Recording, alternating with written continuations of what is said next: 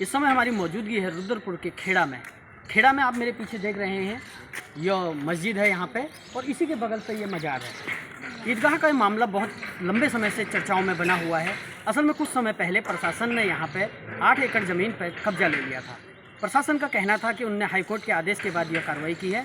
इस मामले को लेकर पिछले कुछ दिनों से जो राजनीतिक घटनाक्रम एक चल रहा था, मुस्लिम समुदाय के लोग जो यहाँ पे नमाज़ पढ़ने की अनुमति मांग रहे थे, उनका कहना था कि जो ज़मीन प्रशासन ने कब्जे पे ली है उस ज़मीन पे उन्हें नमाज़ पढ़ने की अनुमति दी जाए।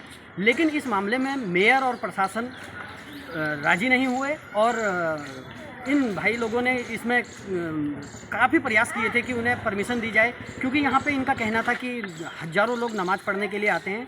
लेकिन आज जो नमाज़ पढ़ी गई वो बहुत ही गम के माहौल में पड़ी गई। यहाँ पर विरोध प्रदर्शन भी देखने को मिला, बाहों में काले फीते बांध के लोग यहाँ पे पहुँचे।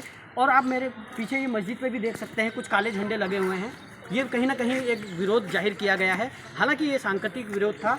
और हमारे साथ यहाँ पे कई मुस्लिम भाई लोग भी मौजूद हैं जो यहाँ पे बात करेंगे हमसे।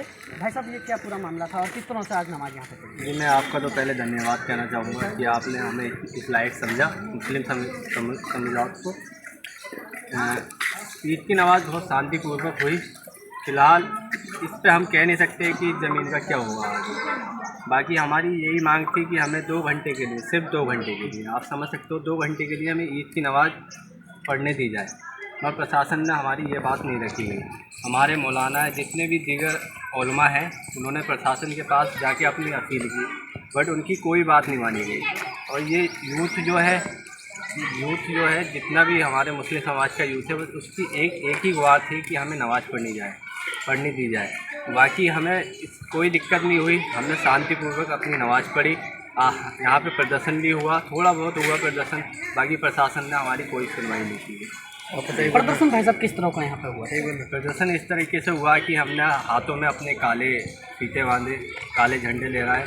और बाकी तो आप समझ सकते हो कि इस सरकार में किसी की मांग पूरी नहीं की जा रही। जिस तरह से अंकिता भंडारी और जो एक सुनने में आया था एक बाबा जी की ज़मीन पर कब्जा किया था, वो अभी तक उसकी कोई सुनवाई नहीं की।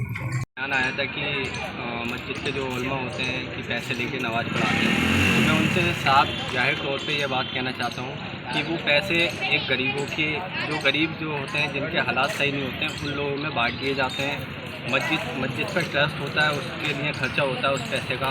बाकी जो हमारे मदरसे हैं उनमें पैसा खर्च होता है। आप जो इस तरह का बयान दे रहे थे कि उस पैसे का गलत यूज़ होता है, उस पैसे का गलत यूज़ नहीं होता। उस पैसे से गरीबों की मदद की जाती है।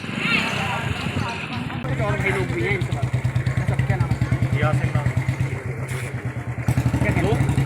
अब जो हुआ है तो हुआ है, देखा जाएगा बाकी आगे के लिए। बाकी हमें अब ईद तो हमारी हो गई अच्छे से, जो भी था।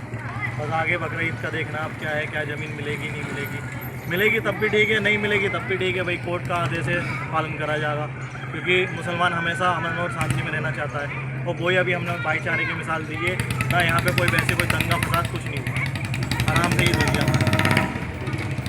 इनका कहना है कि अमन और चैन और भाईचारे के साथ हम लोग अपने पर्व को मनाते हैं।